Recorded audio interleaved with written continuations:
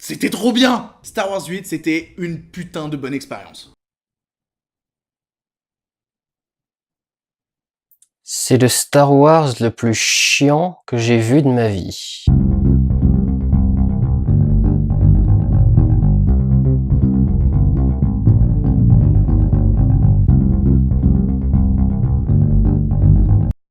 Salut à tous, on se retrouve pour une nouvelle vidéo et un nouveau concept. Donc, ce concept est simple, il s'agit de critiquer des films, tout simplement. Des films récents, mais aussi des films anciens. Donc, sur ce, commençons avec Star Wars 8. Ah oui, ça va spoil, ok? Vous êtes prévenus. Alors, déjà, qu'est-ce que j'ai pensé de ce film? Eh bien, c'est pour moi l'un des meilleurs Star Wars, si ce n'est le meilleur. Mais pourquoi ça, Jamy? Eh bien, tu vas comprendre mon point de vue au fur et à mesure de cette vidéo.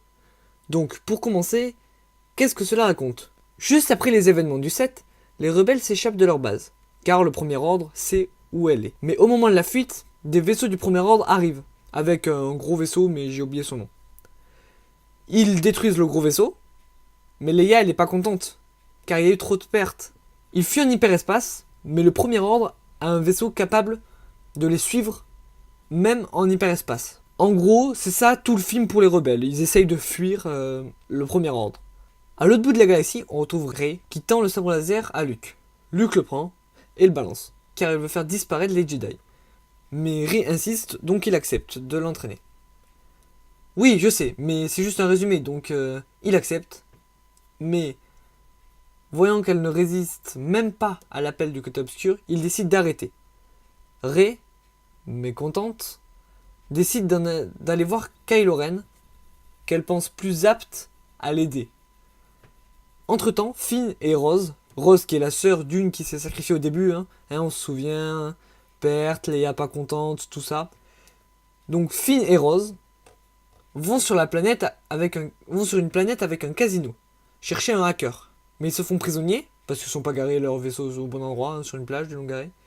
Et en prison, ils rencontrent un autre hacker qui n'est pas celui qu'ils sont venus chercher, mais un autre. Et qui les aide à s'échapper, et après il leur explique vite fait que tout n'est pas tout blanc, tout noir, il y a des nuances dans la vie. Ensuite ils vont dans le vaisseau du grand leader Snoke, mais se font attraper et trahir par le hacker. Ils vont donc se faire exécuter par Phasma, mais pendant ce temps-là, il s'en est passé des choses du côté des rebelles. Leila, dans le coma, suite à un petit accident du style un vaisseau spatial qui tire sur le cockpit du vaisseau où il y a Leia. Donc, Holdo, une résistante haute placée, est élu chef temporaire et décide d'envoyer la résistance sur une planète pas loin grâce aux capsules de sauvetage. Un plan que n'apprécie pas Podamon, qui fait donc un coup d'état, mais Leia se réveilla et ils partit donc tous dans les capsules, sauf Holdo qui doit rester pour que les méchants ne se posent pas des questions. Pendant ce temps, Rey est arrivé chez Snoke. Une discussion plus tard, Snoke a le sabre de Skywalker à côté de lui, donc Rey est désarmé. Snoke demande alors à Kylo de tuer Rey. Il tourne donc le sabre et l'allume. Sauf que c'est pas le bon. Et Snoke se fait tuer ainsi. Je rigole pas, Kylo a tué Snoke dès le deuxième film. Ça suivit donc un combat, Kylo Ren et Rey contre les gardes prétoriens. Il gagne bien sûr. Et Rey demande à Kylo Ren d'arrêter de tirer sur les capsules, mais Kylo préfère tuer le passé et s'allier à Rey pour reconstruire la galaxie. Suspense, elle veut pas. Donc bataille de force, enfin un duel de force, pour avoir le sabre laser d'Anakin. Et là, on arrive où les trois histoires se croisent. Car Holdo fait demi-tour et fait hyperespace dans le vaisseau du Supreme Leader.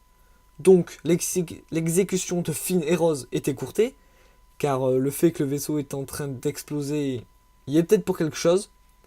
Le sabre laser est coupé en deux, Finn se bat contre Phasma et la tue. BB-8 sauf Finn et Rose. Rey, on sait pas, mais c'est sûrement Chewbacca, parce qu'après elle revient avec le Frominium. Les rebelles sont sauvés.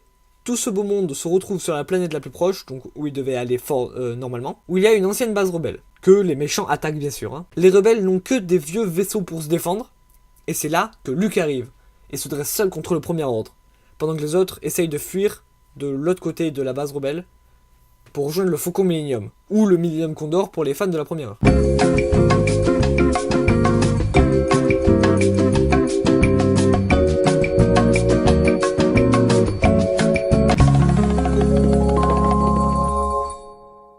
S'engage ensuite un combat entre Luke et Kylo, où Luke ne fait que esquiver les coups de Kylo Ren, jusqu'au moment où il lui dit que s'il le tue, il va le hanter comme son père hante Kylo Ren. Mais il s'en fout, il fonce sur Luke, le transperce.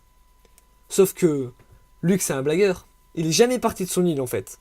C'est une projection de la force qu'il a fait à partir de son île, qui est sur une autre planète, je le rappelle. Et du coup il s'ensuit la meilleure mort de tout Star Wars, Luke regardant deux soleils comme sur Tatooine, et disparaissant comme l'avaient fait Obi-Wan et Yoda avant lui, ce qui signifie qu'il est mort en paix. A la fin, on voit un gamin esclave qui avait aidé Finn et Rose à s'échapper du casino, prendre un balai avec la force, prouvant que tout le monde peut avoir la force. Voilà, c'est tout pour le résumé. Maintenant, la critique. Donc, déjà, les personnages sont plus détaillés.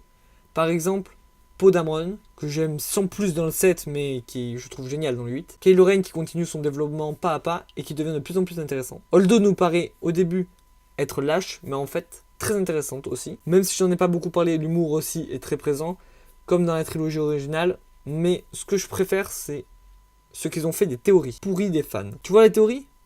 Poubelle. Rey, c'est pas la fille de Luke, c'est la fille de fermier qui l'ont vendue pour s'acheter à bord. Snoke, tu veux savoir qui il est? Bah il est mort, tu le sauras jamais. Après le film n'est pas parfait. Par exemple, dès que les capsules de sauvetage rebelles se sont fait attaquer, il fallait faire hyperspace directement. Pourquoi attendre? Pour ne rien vous cacher, je croyais qu'elle allait le faire dès qu'elle serait seule, quitte à mourir, autant emporter le suprême leader avec elle, au lieu de regarder les rebelles s'en aller. Voilà pour la critique. De quoi? Très drôle. Enfin, je fais partie des gens qui ont aimé Star Wars 7. J'ai adoré Star Wars 8, donc j'attends avec impatience Star Wars 9. Qui sait? Peut-être une prochaine vidéo? Donc voilà, la vidéo est finie, j'espère qu'elle t'a plu. Si elle t'a plu, tu peux laisser un like, tu peux t'abonner à la chaîne pour voir les prochaines vidéos. Tchuss!